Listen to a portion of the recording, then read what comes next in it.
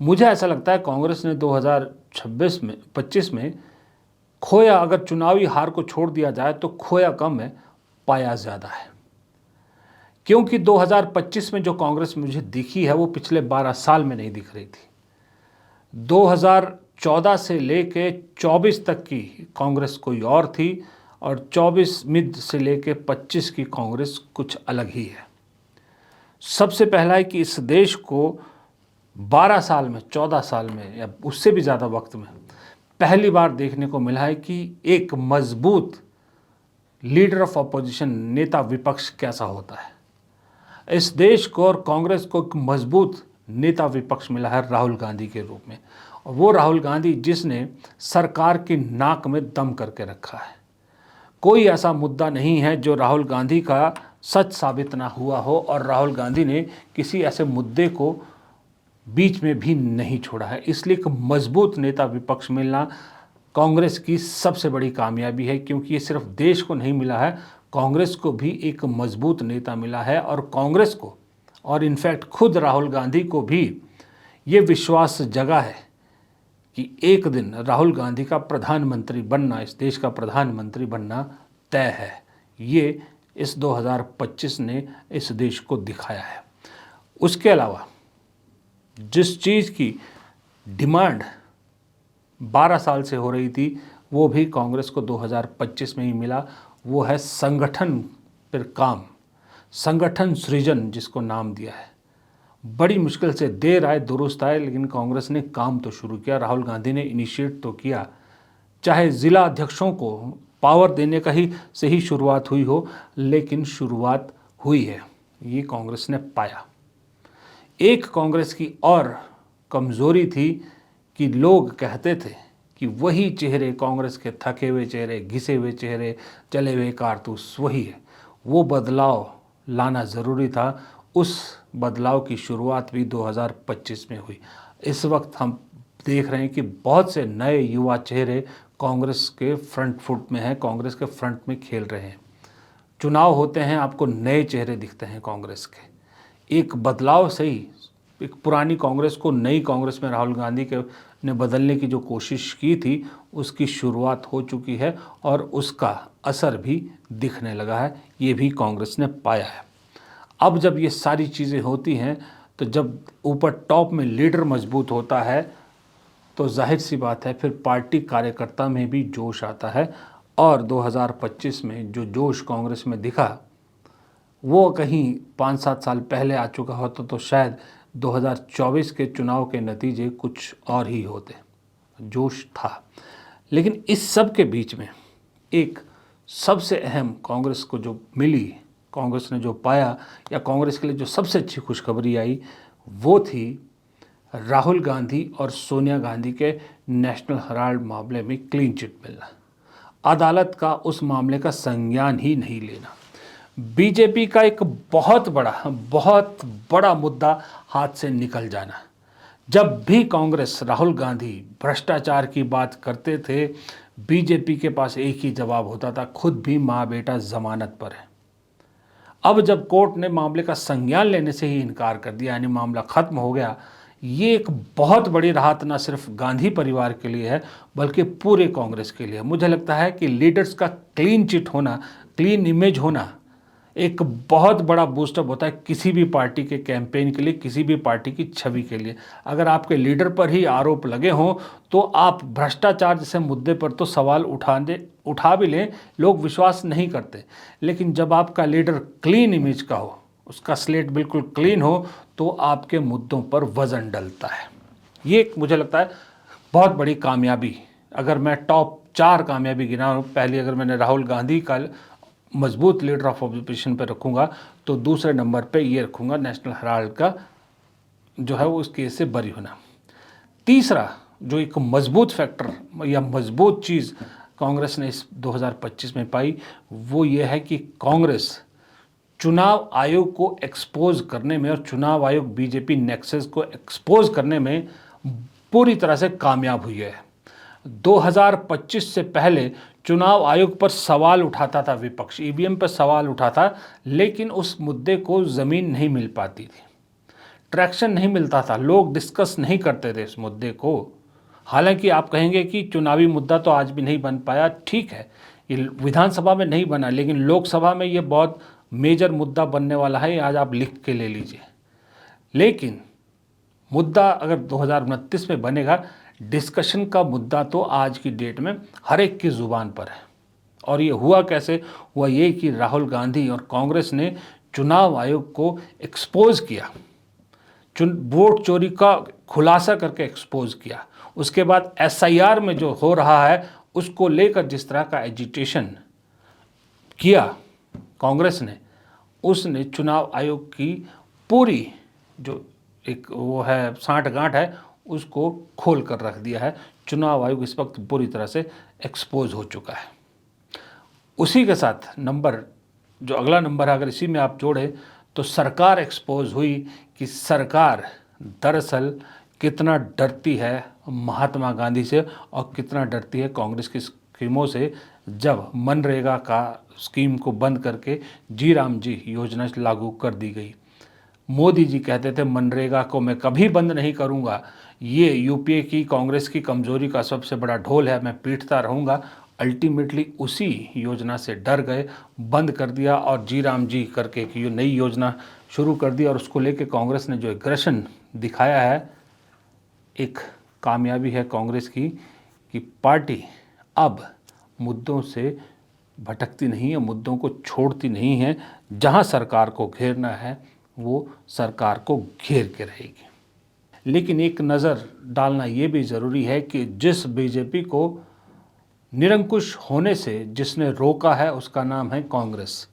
अगर कांग्रेस कमज़ोर होती तो ये सत्ता निरंकुश हो जाती, लेकिन कांग्रेस मजबूत है, बरगद का पेड़ है, खड़ी है। उस वट वृक्ष ने इस साल क्या खोया क्या पाया, इस पे एक छोटी सी नज़र डाल लेते हैं। और मुझे लगता है कि इससे शायद 2026 में इन गलतियों, अगर कुछ जो गलतियां या कमी रह गई, उससे सीख कर कांग्रेस आगे का सफ़र तय करेगी। पहले बात खोए की कर लेते हैं, क्योंकि खोए की बात करना भी ज़रूरी होता है। मेरे हिसाब से इस बार अगर कांग्रेस ने कोई सबसे बड़ी चीज़ खोई तो वो खोई थी कि एक भी चुनाव कांग्रेस नहीं जीत पाई। चाहे महाराष्ट्र हो, चाहे हरियाणा हो, चाहे दिल्ली हो, चाहे बिहार हो, सारे विधानसभा चुनाव कांग्रेस हारी।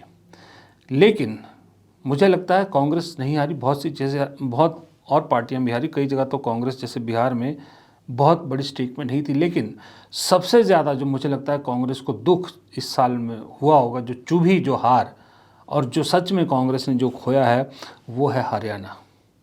हरियाणा में कोई पॉसिबिलिटी नहीं थी कि कांग्रेस हारती। अब वो कांग्रेस क्यों हारी इसका एक्सपोज तो इसको राहुल गांधी कर चुके हैं। वोट चोरी एक मेजर फैक्टर था, लेकिन उसके अलावा कुछ गलतियां कांग्रेस की भी थी, इसमें कोई दो राय नहीं है। संगठन पे काम नहीं हुआ था, गलत टिकट डिस्ट्रीब्यूशन हुआ था, नेताओं की आपसी खींचतान और ईगो ने कांग्रेस को बहुत नुकसान पहुंचाया। और उस पर बीजेपी ने जिस तरह से एक नैरेटिव सेट किया जाट वर्सेस अदर, उसने भी नुकसान पहुंचाया था। इसमें कोई शक नहीं है कि सबसे बड़ा नुकसान जो खोया वो हरियाणा का, मुझे लगता है कांग्रेस को दुख है। वो नहीं होना चाहिए था, कांग्रेस उस स्टेट को आराम से जीत सकती थी।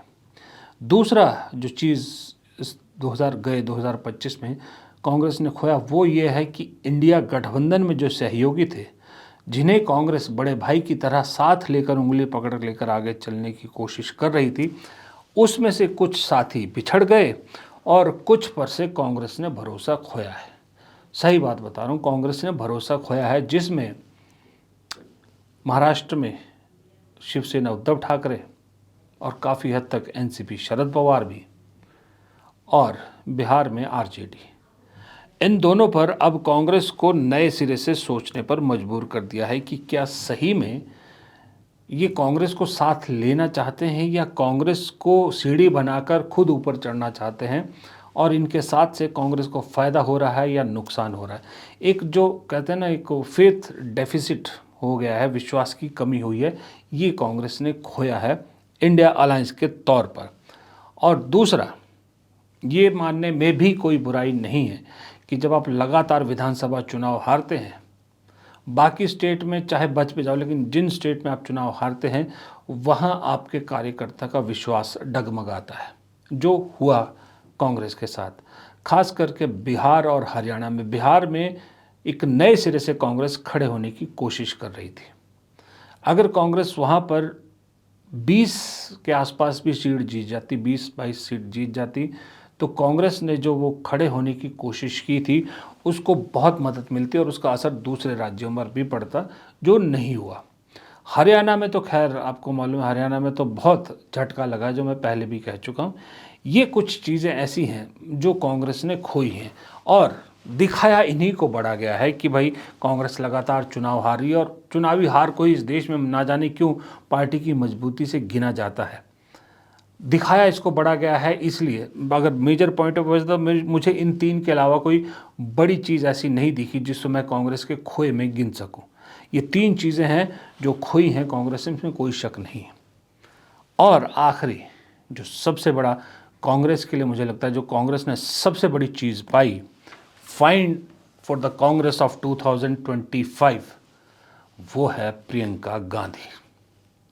राहुल गांधी बहुत मौक़ों पर, मैंने खुद अपने वीडियो में भी कहा, अकेले पड़ते नज़र आते थे। राहुल गांधी अकेले होते थे तो पूरी बीजेपी उसे घेरती थी, उनको घेरती थी, चारों तरफ से प्रहार करती थी। कांग्रेस में कोई ऐसा दमदार चेहरा नहीं दिखता था जो राहुल गांधी के साथ खड़ा हो। लेकिन पिछले 1 साल में प्रियंका गांधी ने वो साबित कर दिया जो एक्सपेक्टेड भी था उनसे। प्रियंका गांधी ने साबित कर दिया क्यों उनमें इंदिरा गांधी की झलक दिखती है, क्या लेगेसी लेकर वो आती है। अपने सांसद काल के दौरान, सिर्फ 1 साल के कार्यकाल में, जिस तरह से सदन में अपनी प्रेजेंस और सदन के बाहर अपनी प्रेजेंस प्रियंका गांधी ने दिखाई है, मजबूरन बीजेपी हो, कांग्रेस हो, कोई और हो, आज प्रियंका गांधी को लेकर डिस्कशन करती ही है।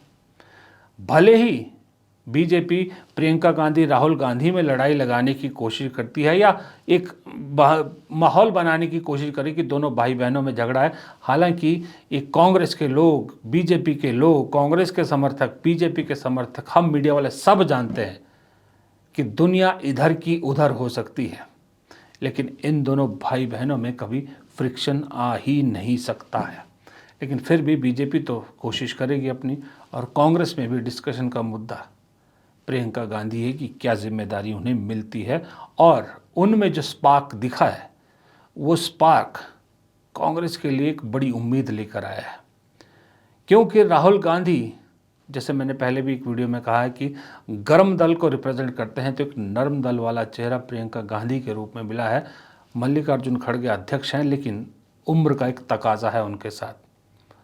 प्रियंका राहुल की जोड़ी दरअसल कांग्रेस के लिए वो काम करेगी जिस काम का अभी तक कांग्रेस सिर्फ सपना देख रही थी। राहुल प्रियंका की जोड़ी मोदी शाह की जोड़ी को पटखनी देने में कामयाब हो सकती है, और ये जोड़ी अकेले के दम पे, यानी कांग्रेस के दम पर ही पूरी बाजी पलट सकती है। साथी की ज़रूरत 2024 से पहले जिस तरह की थी, अब नहीं होगी, क्योंकि राहुल गांधी अकेले नहीं है। फाइंड ऑफ द ईयर 2025 है Priyanka Gandhi across the political scenario of this country. तो इसलिए कांग्रेस ने खोया कम है, पाया ज़्यादा है। जो खोया, चुनावी हार, वो तात्कालिक थी, लेकिन जो पाया है वो लॉन्ग टर्म पाया है। जो आज कांग्रेस खो रही है उसका असर अभी दिख रहा है, जो पा रही है उसका असर 2029 में दिखेगा। इसलिए जितनी मेहनत कांग्रेस ने की थी, जितनी उम्मीद कांग्रेस ने की थी, उतना मिला तो नहीं, लेकिन मिला फिर भी काफ़ी कुछ है। और 26 में ये सफ़र यूं ही जारी रहेगा और तेज़ी से बढ़ेगा। फिलहाल इस वीडियो में इतना ही। प्रदीप चौहान को दीजिए इजाज़त। नमस्कार।